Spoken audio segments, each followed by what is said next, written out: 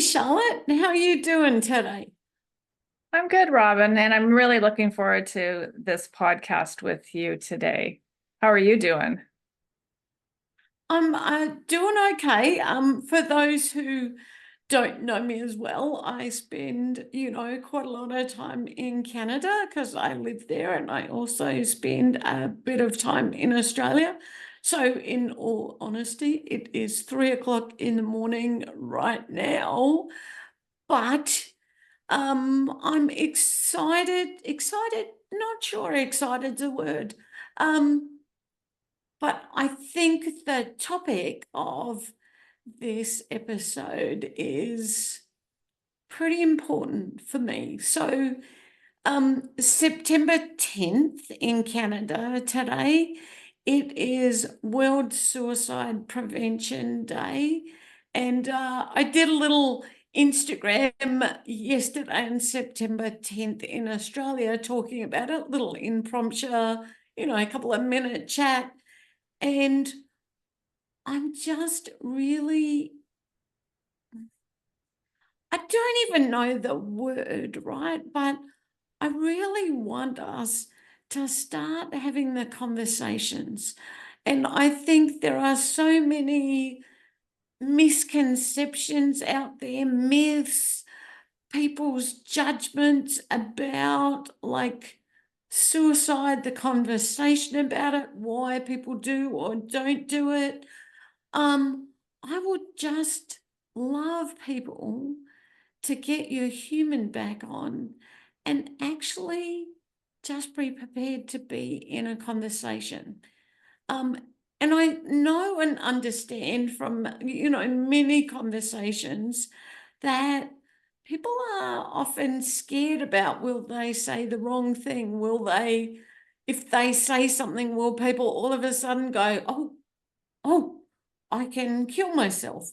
And I really want to be in this conversation today about how do we like listen for the whispers, and how might we just have a conversation with people so that they feel seen, heard, and validated without judgment. God, I got serious all of a sudden, didn't I? And I get it's a serious topic, but I also want us to just be able to have a real conversation about it and not hold back from that.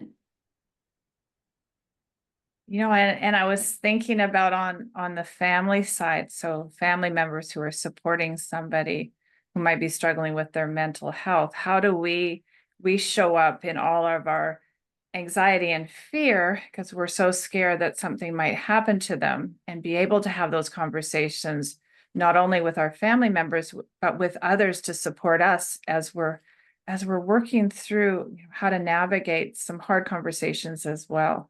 And I think by doing things like this podcast, Robin, where we're talking from the two perspectives, my hope, and I know it's your hope, is that people will find it easier and some tools or some ways to talk so that they don't feel so maybe clunky or scared or not seen or heard. Yeah, I think it might be useful. I don't know, might not be useful, but I want to share.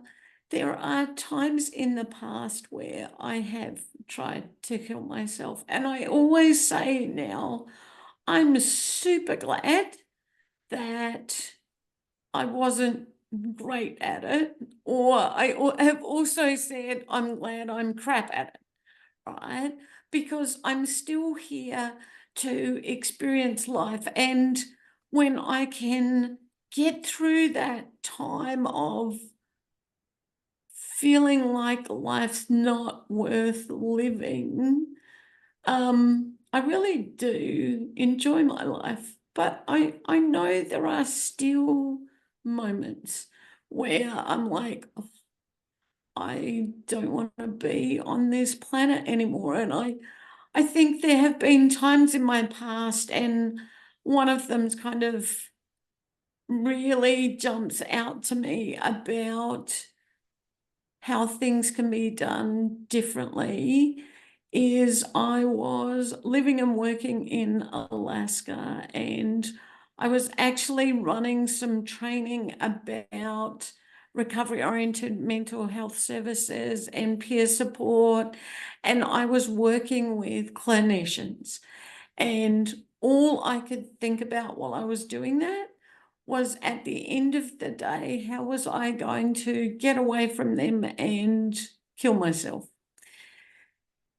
And I remember the peer workers that were with me noticed that, things were a little bit different. And I would call that space listening for the whispers, right? And it's a term I've used sometimes, not always, but I think it's the place where I wasn't going to tell the clinicians, because I knew if I did, then what would happen is I would be shackled, put on the commercial Alaska Airlines jet, and sent to the Psych Institute in Anchorage. And I didn't want that at all. I just thought that would make things much worse for me. And the stigma and discrimination of that internal stigma, right, of feeling people staring at me shackled on a plane was just, I don't want that. And so I remember those peer workers asking me the question, like, what was happening? How was I feeling? And someone did say, like, after I'd said a couple of things, they were like, are you, think about killing yourself? And I was like, yeah, will you just leave me alone so I can do it? And they said to me, no, we're not going to. We're just going to be here. And we're here if you want to chat. We're just here, like, and you can ignore us.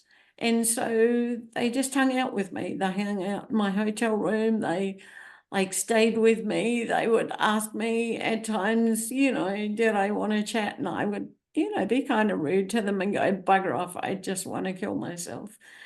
And I got through it at that time. And I think about now too, right? And those who know me know in 2020, my brother did kill himself, and heartbreaking. And if you've not experienced anyone close dying like that, it's not something I can describe.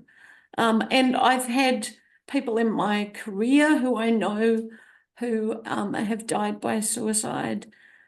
It's a different feeling when it's close. And I've had people in my family die of other things, but there's not a feeling that compares to that one. And I sit back and think we had many a conversation. I asked him, we talked about lots of different things. We talked about doctors, medication, counseling, books, self-help things. I wasn't in the same country and obviously couldn't get to him. I'm okay with that. He chose that. I know there are other people in his family who are angry with him and upset, and we've each got to deal with grief in our own way. But I remember my mother saying to me, I always thought it would be you. And I remember at that time I went, for me now, that's what holds me here, that I will never, ever do that to my mother. I watched her pain in that moment. And so ever since then, I've done whatever it's taken. And, there are times I would take my dog in the car, right? Because I knew I wouldn't hurt my dog. I would make sure that was holding me. And there are, different ways I support myself now, but I think often I want to be heard. I want someone to comprehend the pain I'm going through, even though they can't. And there's times I'm like, I want people to be here, but I don't want people to be here at the same time. And I know that's such a contradiction. But one of the things that many people talk about who have attempted to kill themselves in the past is people say they just want someone to see them and hear them and validate their pain and not dismiss it, but to be with us on the journey. And I know that can be hard sometimes, right? I always say to people that I'm talking to, I'm not here to stop you, but I would love to have a conversation about what has you feel like that's the only answer in this moment. And I'm sorry, I've been chatting a lot, Charlotte. So I'm going to throw it back to you because I know you've got lots of conversation around this too. I've heard you share bits of your story over the years of knowing you, Robyn, and I get a little teary because I just think of this amazing world that we train in and we meet people in, and you know, I it's such a privilege to hang out with you every day as a business partner and as a friend, and I'm glad that you're crap at it. What I'm gonna say. And my head's going, a couple of different places. I years ago was on a I guess it was like a podcast back then. Back in the day, it was I spent time with three other moms who had lost children to suicide, and the conversation that we were having, and I'll put a link to this talk because it is on YouTube. And they were talking about things that they would have done differently, things that they learn now. And it wasn't that they were angry. It's just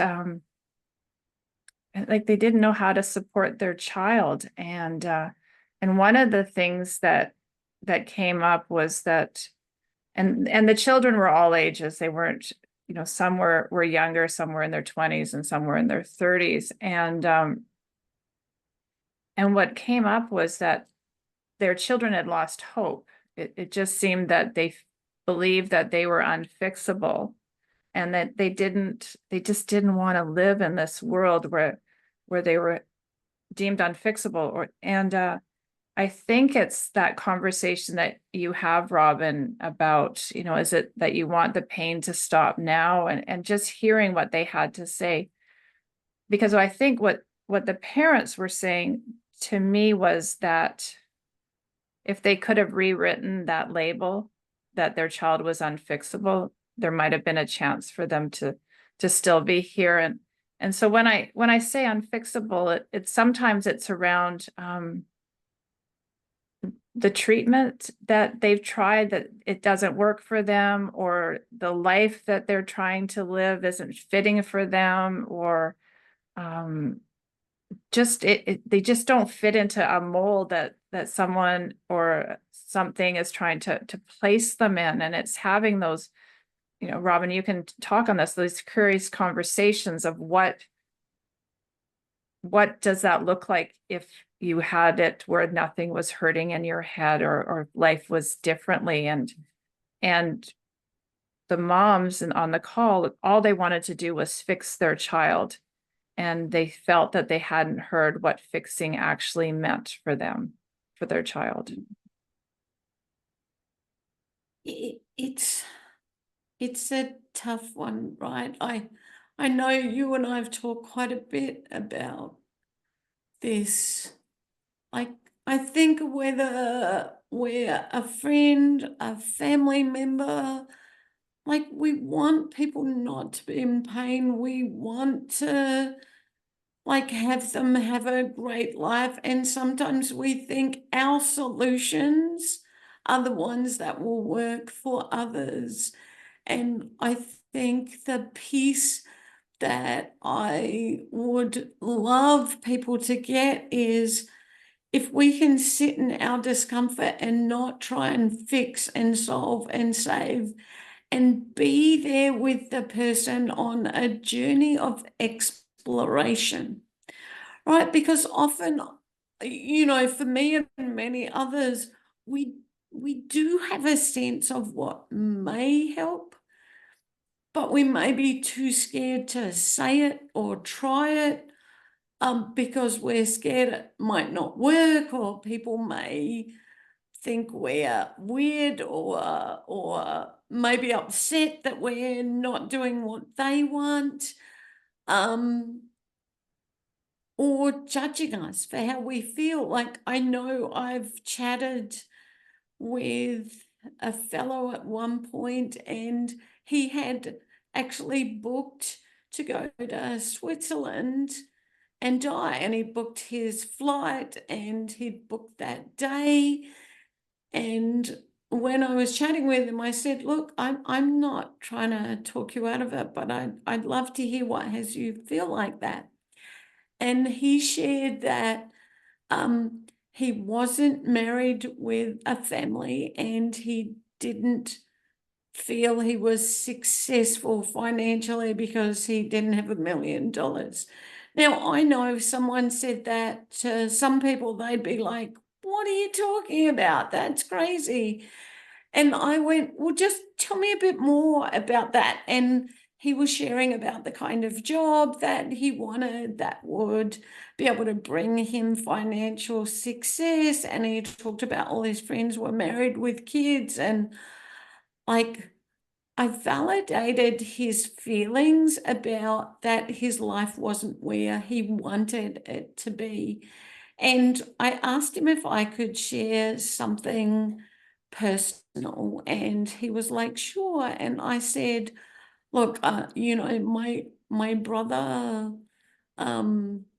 he died by suicide, and like, he wasn't getting the job that he was hoping for. He didn't have a job at the time. And I said, what turned up the day after he died was a job in his email, and he never got to see that. And I don't know if it would have made a difference or not. I think it might have.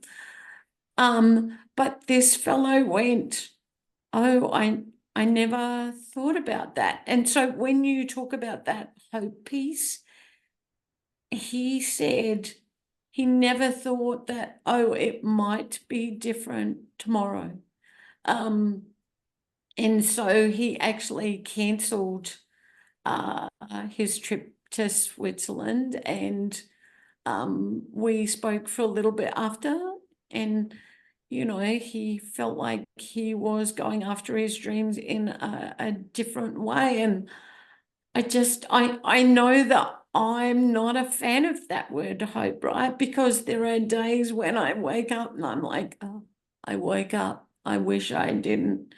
And then this little niggle in the back of my head goes, maybe tomorrow's different. And I'm like, I hate that hope thing.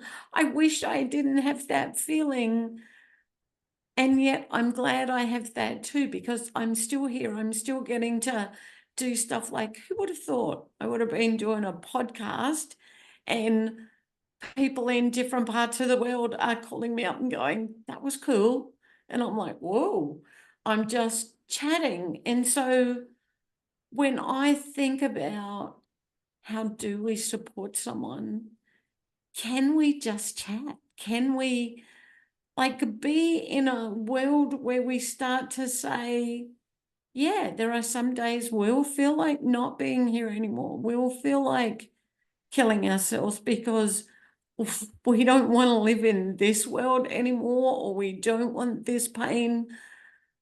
But can we actually support people to feel okay to just say how they feel and be able to be with them in those moments instead of trying to fix off and save it, or at least you've got this kind of, Brene Brown talks about empathy, and let's not be going down that at least.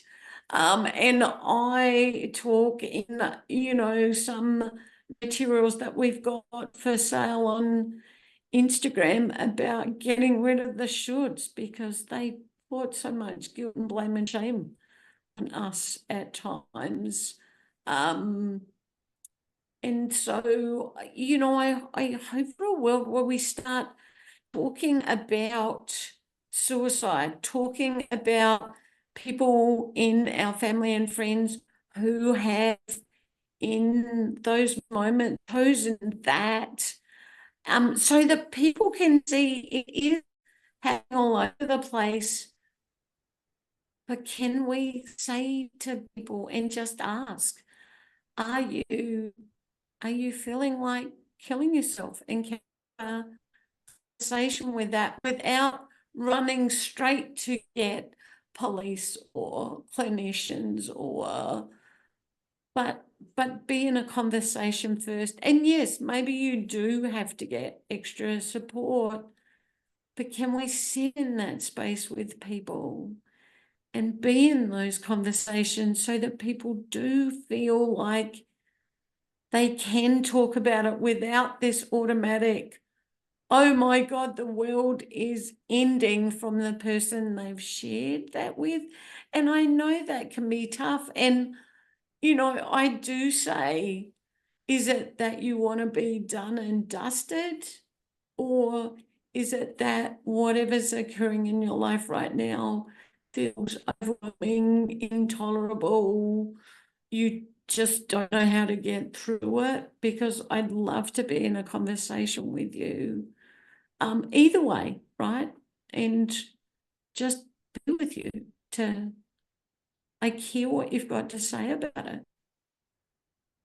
So, and, I was thinking about what I do on the family side when I'm supporting family members, to look at their tools so that they have the ability to sit in those hard conversations, to be able to hold their anxieties and their fears, and hold a space for when their family member wants to share what's actually happening for them, without us, rushing them off to the hospital, or, calling 911, or planning how, we'll have 24/7 eyes on the person so that they're never alone. And the reason why I bring that up is sometimes that's what the person wants, but sometimes they just want to be able to share those hard bits without us trying to fix them. And it's because when I know that in some of the families that I've supported, the person struggling the most in the family doesn't want to feel like the burden. They don't want to feel that they're the one that's letting the family down. And so sometimes that's what they're feeling. And so if I support a family to change that narrative and be able to hold space to hear what's actually happening for the person. And so it's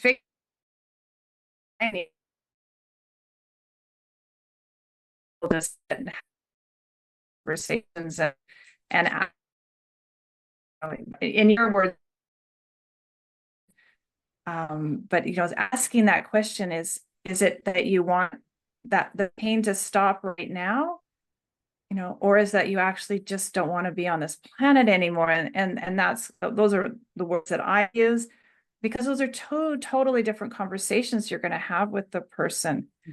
I know in my family's story, at one point, my child lost, I truly believe they were unfixable. And it was a hard label to undo with her.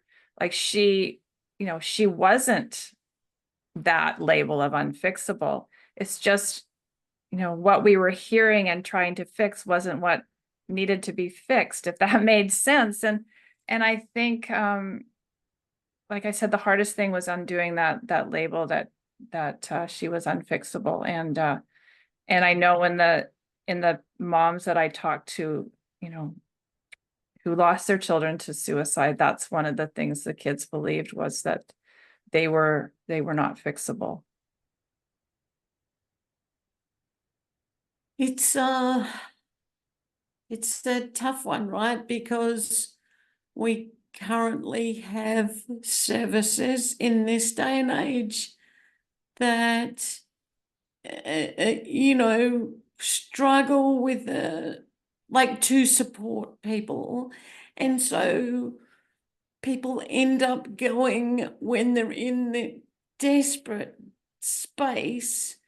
And if and I know of people who have gone into services and said, I'm going to kill myself, and the services are like, we don't have space right now, we can't help you. And I know someone who walked out and cut their wrists, went back, and the hospital sewed them up and sent them home. And so I'm kind of sitting here going, can we create community that can be with people when they're in that space, right? And yes, if someone's gone to an emerge and they're saying, help me, I hope that the hospitals can help them. But I also know people are being sent home. And can we create communities that can sit with people and be with people without people feeling like it's this burden that someone's like staring at you to make sure you're okay? Like, as I said, when I was in Alaska, there was just people in the room who, I was ignoring. But I kind of think back and I went, how cool was it that they just hung out, right? They weren't like focused on me. They were playing cards, right? But they were there, and I was like, wow, they care without the, oh, I'm going to stare at you to make sure I'm doing a suicide watch. I also want to say, I know, there's often people who ask for safety contracts. And like for me, I'm like, the safety contract isn't worth the paper it's written on, because I'll sign it to shut you up. And many, many people I know have said the same thing.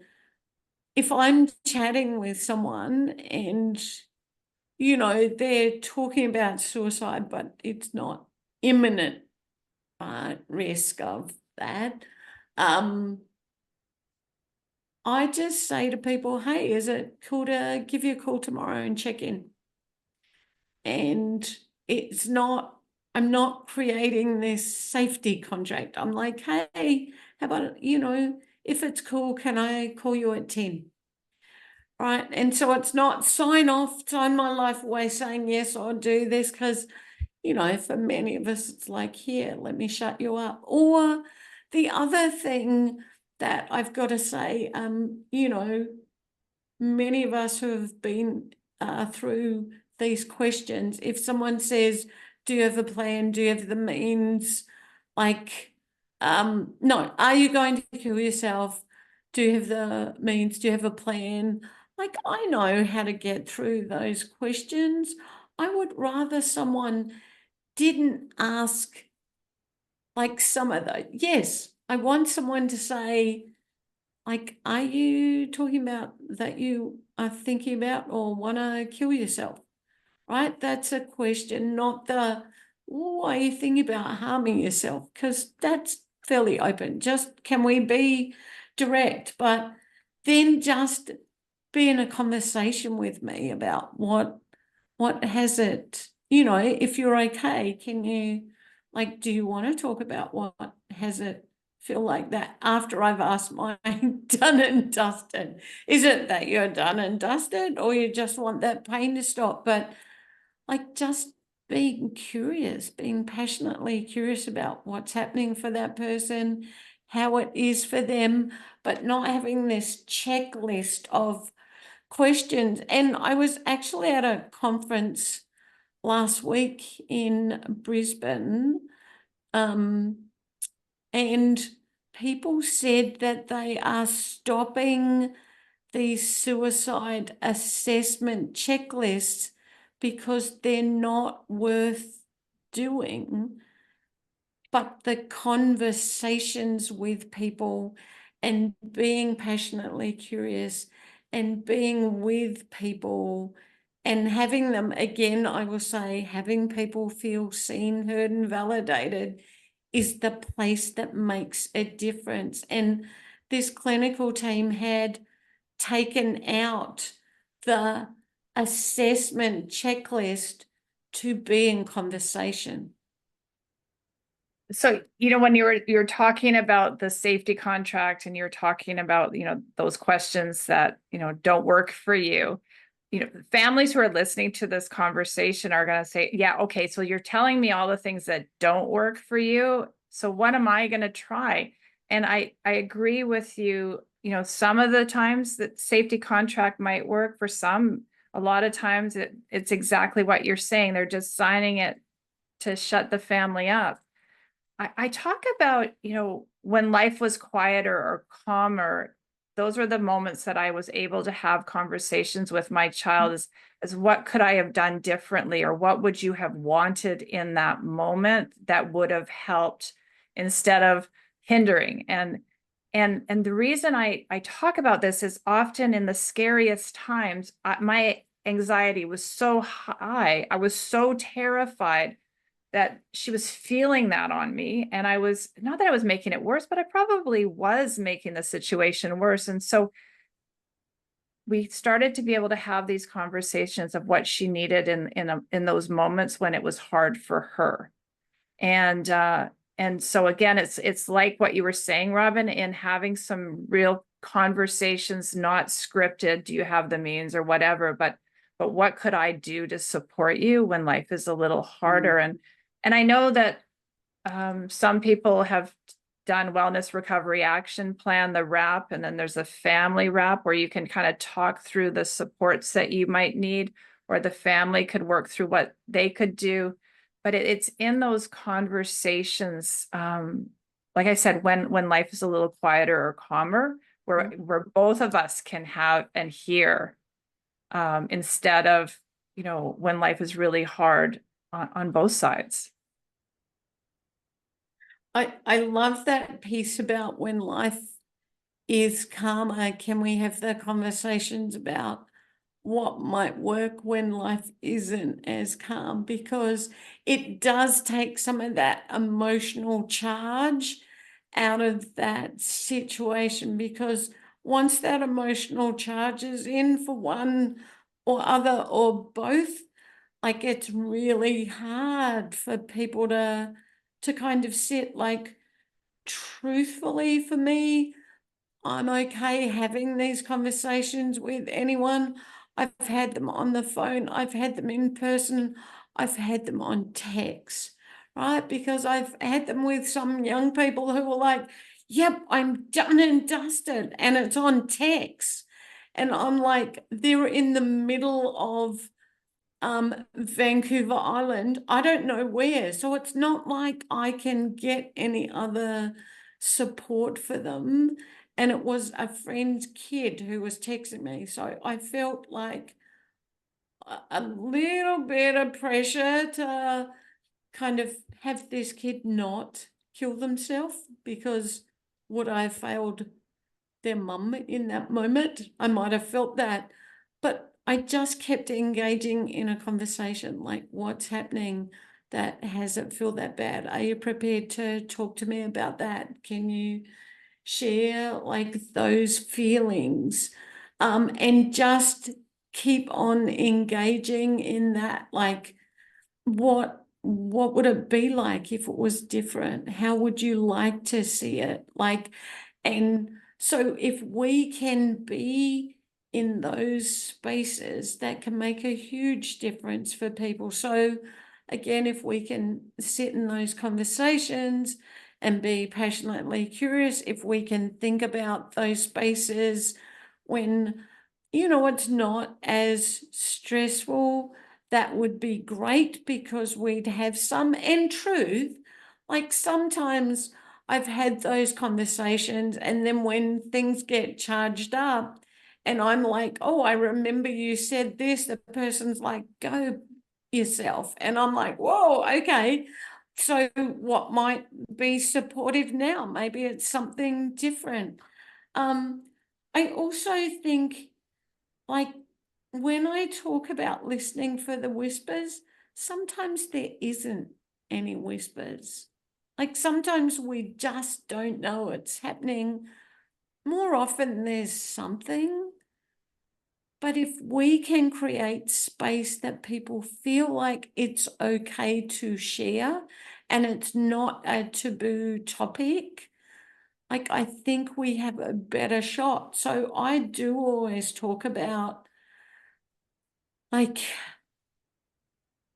creating a world where we get our human back on, where we want to know what's happening with people instead of rushing through life. And that's all I can do is just keep creating a space where I'm like, hey, I want to hear what's happening in your life, the good, the bad, and the ugly, and how you're feeling. And there's no judgment here. I just, if you want to share, like, I'm here.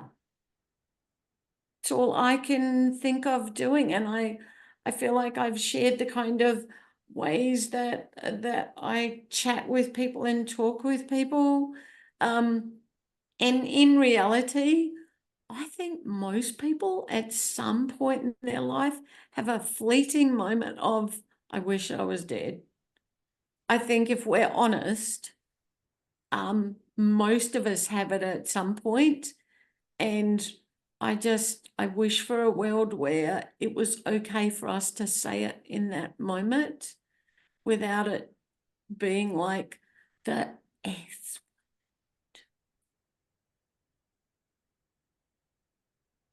Well, on that note, Robyn, I don't know what I can add to it other than having conversations and breaking down that stigma and those scary bits and holding space for people when they're struggling. I did actually think of something, because one of the myths is that people talk about suicide because they're attention seeking. Look, truth, I don't know anyone that I know of that talk about it for that. Like the people I know and have worked with and talked with have talked about it because they don't know where else to go. And I think for me, connection is huge for people, because none of us are truly independent. We are all interdependent in some ways with others. And if we can create connections, like, and be kind to each other, even in the hard times, right? Even if someone's angry, I'm still responsible for how I show up in that. Maybe those connections lead to people being okay to truly chat about how it is and how it feels. And maybe that anger is sometimes defensiveness.